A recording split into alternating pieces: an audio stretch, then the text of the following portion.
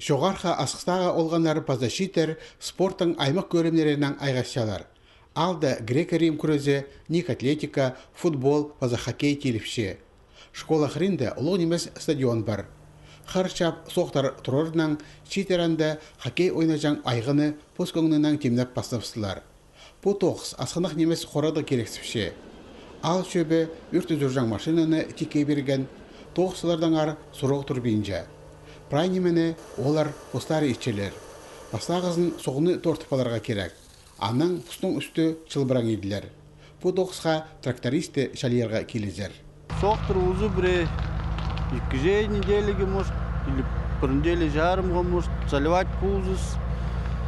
Солярка темнөсігіз, шетпізі, еще скинемся, еще албылыз. Шоғарха асқыстағы хоккеистер аймақ сеніндегі марағлардан пөс көдірілгелектер. Жандақ да болса, көңілерін түзірбейінжелер, келер ойнарға темненерін таставейінжелер. Кемнің де сонжа тренировка қығырып, чүкіш шөрерге керек шоғыл.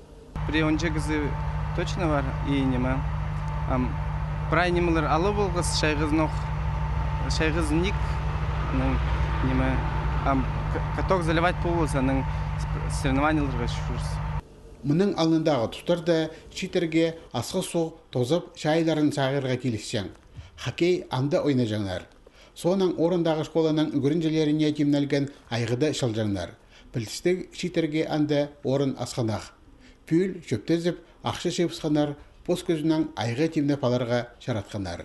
Читерде ерді маң тұстарында спорттан айға шыққанарға жақсы. Арберімді сайбығылар етпен, қомай керектерге таштылбен сіріншіскен аруға жақсы.